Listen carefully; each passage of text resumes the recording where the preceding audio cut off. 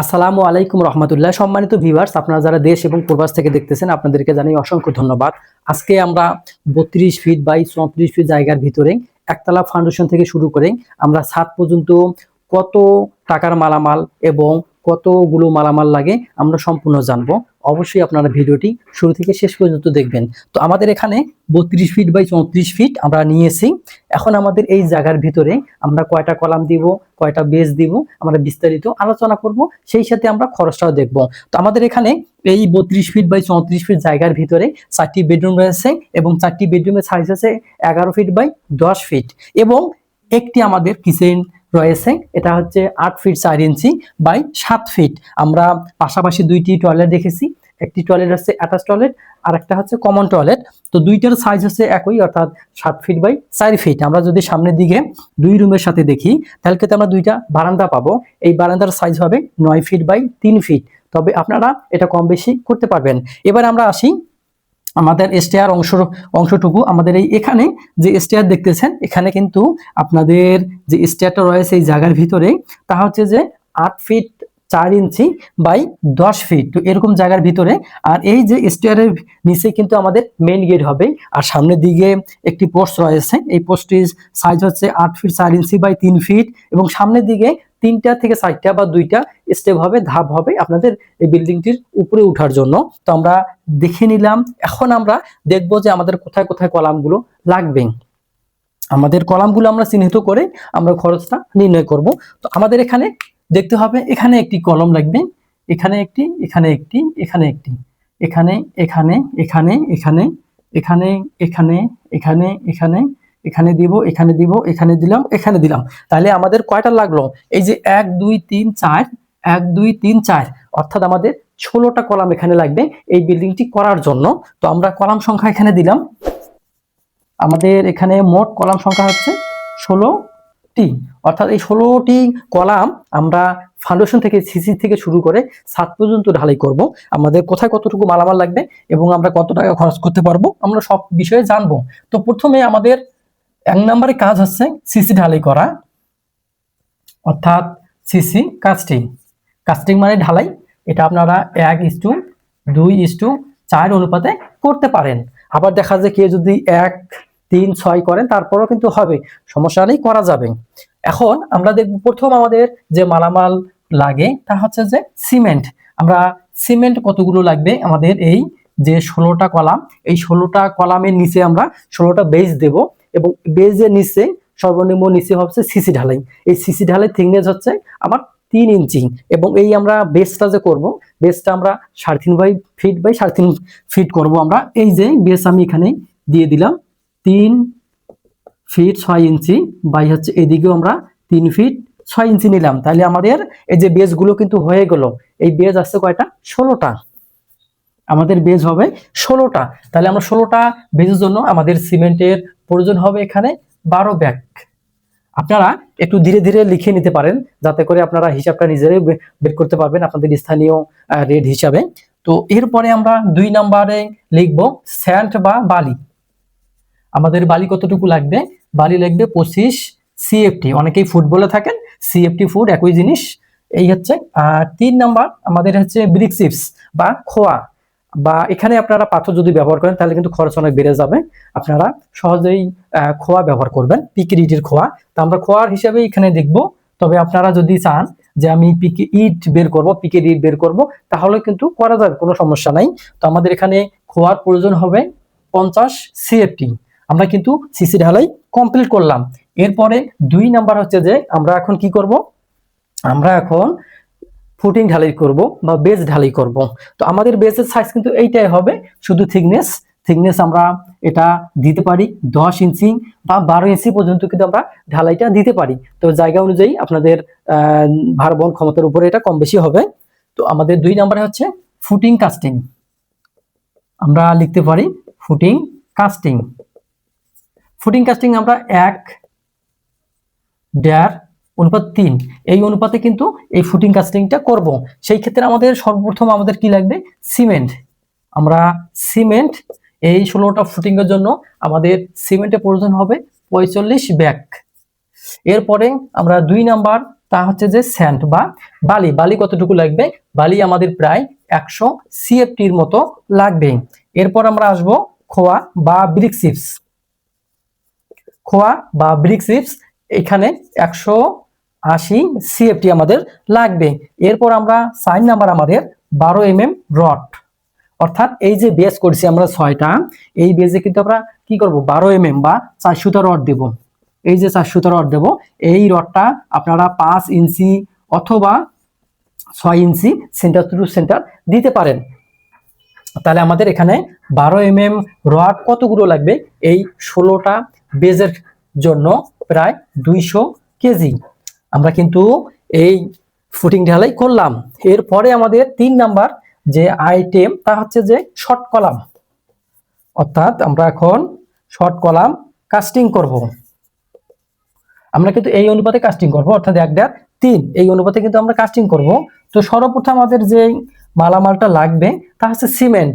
এই 16টা যে short column, এই 16টা শর্ট কলামের জন্য আমাদের সিমেন্টের প্রয়োজন হবে 18 ব্যাগ।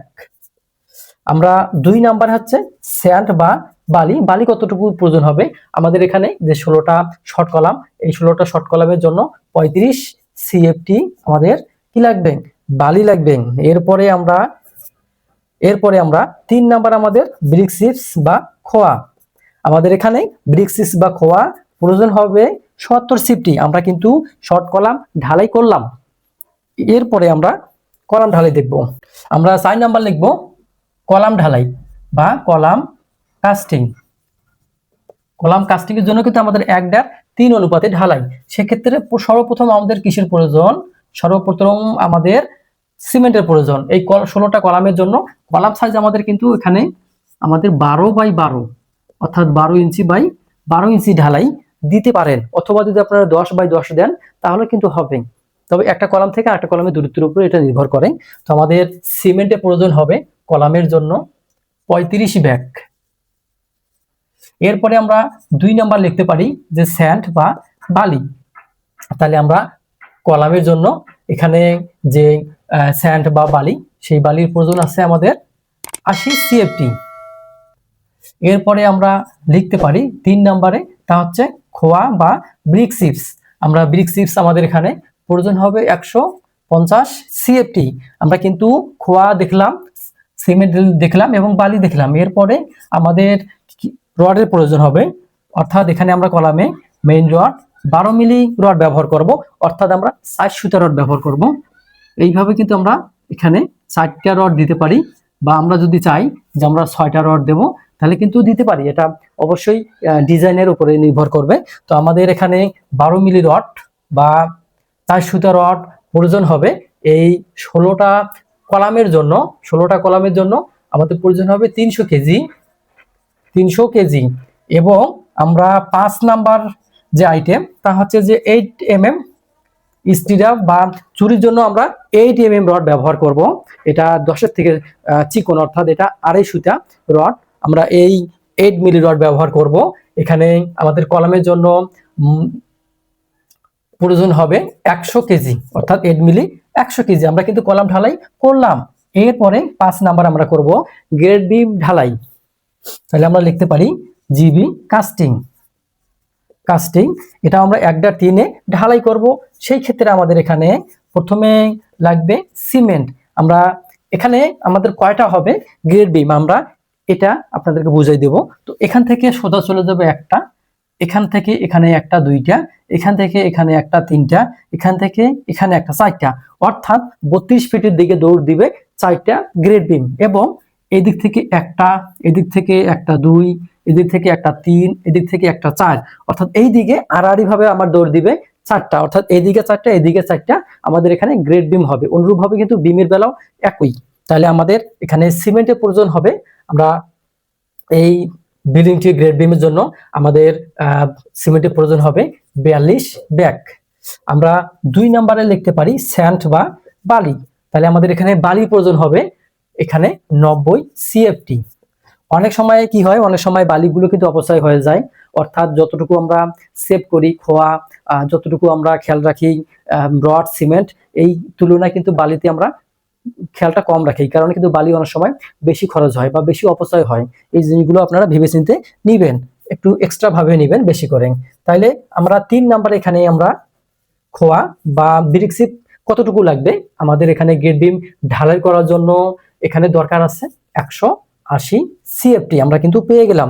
এরপরে আমরা কি করব, 4 নাম্বার আমাদের 12 mm রড ব্যবহার করব। এখানে কিন্তু গ্রেড বিমে যে রড ব্যবহার করব তা কিন্তু 12 mm বা 400 রড ব্যবহার করব। সেটা আমরা দুই দিক দিয়ে, অর্থাৎ এখানে দেখতেছেন এবং এখানে দেখতেছেন, আর এইভাবে কিন্তু ব্যবহার করব। নিচে রড, উপরে রড এবং এখানে যে এক্সট্রা রড, সবগুলো মিলে আমাদের 12 মিলি রডের প্রয়োজন হবে। আমরা যদি দেখি যে গ্রেড বিমের জন্য আমাদের রডের প্রয়োজন হবে এখানে 400 কেজি।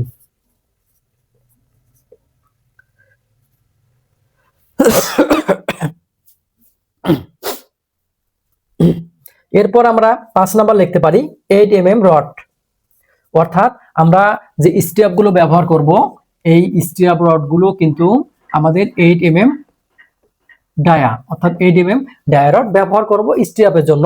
আমাদের সম্পূর্ণ গেট বিমের জন্য এখানে প্রয়োজন হবে 120 কেজি। আমরা গেট বিম পর্যন্ত চলে আসলাম। এরপরে আমাদের কত নাম্বার, এরপর আমাদের 6 নাম্বার। তো 6 নাম্বার আমরা স্টেয়ার বা সিঁড়ি, এই রেশিও কিন্তু আমাদের 1.3 এই রেশিওতে চলতে আছে। তাহলে স্টেয়ার বা সিঁড়ির জন্য এখানে দেখেন আমরা সিঁড়ি দিয়েছি, এই ঘুরে ঘুরে এইদিকে উপরে উঠতে হবে এবং সিঁড়ির নিচে আমাদের এখানে কি থাকবে, সিঁড়ির নিচে মেইন গেট থাকবে। তো সেক্ষেত্রে আমাদের প্রথমে সিমেন্টের প্রয়োজন হবে এই সিঁড়িটার জন্য 10 ব্যাগ। 2 নাম্বার আমরা লিখতে পারি স্যান্ড বা বালি, তাহলে বালি আমাদের এখানে প্রয়োজন হবে 20 সিএফটি।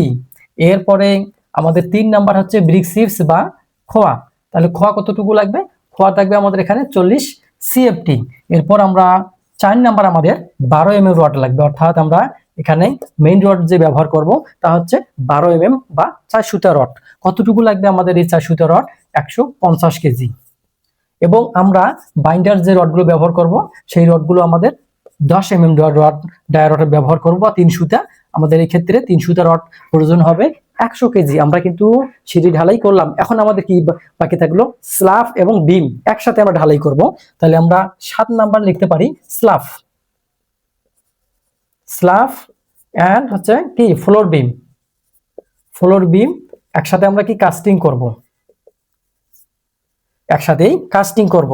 সেই ক্ষেত্রে আমাদের এখানে সিমেন্টের কতগুলো সিমেন্টের প্রয়োজন হবে, আমরা এই যে ছাদ দেখতেছেন এইদিকে কিন্তু আমাদের 32 ফিট, এইদিকে 34 ফিট, আমরা এই যে এটা সহকারে আমাদের 34 ফিট। আমরা সেই ক্ষেত্রে আমাদের এখানে সিমেন্টের প্রয়োজন হবে 120 ব্যাগ। এরপরে আমাদের 2 নাম্বার হচ্ছে স্যান্ড বা বালির প্রয়োজন হবে স্ল্যাব কাস্টিং এ 250 সিএফটি আমরা পেলাম। এরপরে 3 নাম্বার আমাদের হচ্ছে ব্রিক চিপস বা খোয়া, ব্রিক চিপ বা খোয়ার প্রয়োজন হবে এখানে 500 সিএফটি, আমরা কিন্তু পেয়ে গেলাম ম্যাটেরিয়ালস। এরপর আমরা রড বের করব, রডের পরিমাণ। তাহলে এখানে আমাদের বিমে ব্যবহার করব 12 mm রড বা 4 সুতা রড। সেই ক্ষেত্রে আমাদের এখানে রডের প্রয়োজন হবে 300 কেজি, 300 কেজি। এরপর আমাদের 5 নাম্বার হচ্ছে 10 mm রড বা 3 সুতা রড।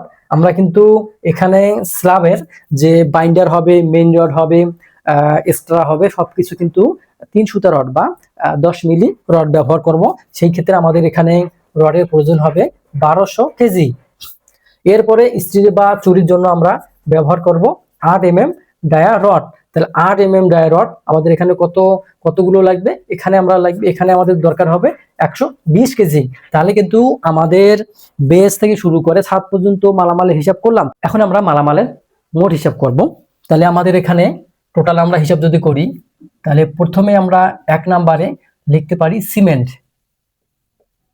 সিমেন্ট আমাদের এখানে মোট সিমেন্টের প্রয়োজন হবে 182 ব্যাগ।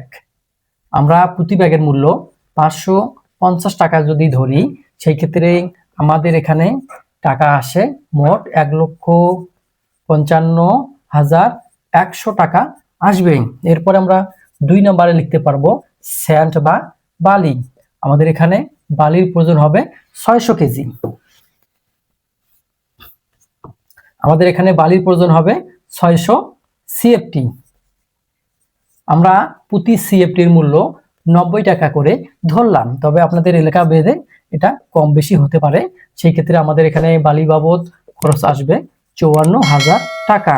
এরপর আমরা 3 নাম্বার লিখতে পারি খোয়া খোয়া বা ব্রিক চিপস। আমরা কিন্তু ইচ্ছা করলে এটাকে পিকেডিতে দাম দিয়েও কিন্তু করতে পারি। আমরা যেহেতু খোয়া বের করছি এই জন্য খোয়ার হিসাবটা আমরা দিচ্ছি এখানে 1150 সিএফটি খোয়া। তাহলে এখানে প্রতি সিএফটির খোয়ার মূল্য আমরা 125 টাকা করে যদি ধরি, সেই ক্ষেত্রে আমাদের এখানে খোয়া বাবদ খরচ আসবে 1,43,750 টাকা। আমরা কিন্তু খোয়ার হিসাব পেলাম।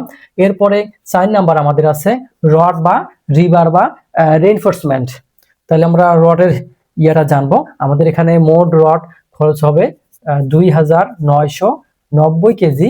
আমরা প্রতি কেজির মূল্য 85 টাকা করে ধরবো, যদিও এখন বাজারেরটা কম, অর্থাৎ দেখা যায় যে 82, 81 বা 80 বা 78 টাকাতে কিন্তু পেতে পারেন। তারপর আমরা এখানে 85 টাকা করে ধরলাম। তো 85 টাকা করে ধরলে আমাদের এখানে রড বাবদ খরচ আসবে 2,54,150 টাকা। তাহলে কিন্তু আমরা এখানে কিন্তু পেয়ে গেলাম, অর্থাৎ রড, সিমেন্ট, বালি, খোয়া রেটটা আমরা পেয়ে গেলাম। এখন যদি আমরা এটা মোট করি তাহলে আমাদের কত টাকা খরচ আসবে? তাহলে আমরা যদি এখানে মোট করি তাহলে আমাদের এখানে 6,07,000 টাকা খরচ আসবে। মালামাল বাবদ কিন্তু এটা খরচ। এরপরও কিন্তু যখন আপনারা ভিডিতে বালি ভরাট করবেন তখন খরচটা বৃদ্ধি হবে, এবং এর সাথে আপনারা মিস্ত্রি খরচ এলাকা ভেদে আপনারা যোগ করবেন। আর যদি আপনারা জেনে থাকেন যে আপনার এলাকা ভেদে এই ছাদ পর্যন্ত একতলা বাড়ি করতে কত টাকা খরচ হয়, অবশ্যই আপনারা কমেন্টে জানাবেন। এবং এই ভিডিও এবং যে কোনো কাজের সম্বন্ধে আপনারা ভিডিওতে কমেন্ট করতে পারেন, ইনশাল্লাহ আমি সেটা উত্তর দেবো। তো আজকের মতো আমি বিদায় নেব। ভালো থাকবেন, সুস্থ থাকবেন, আল্লাহ হাফেজ।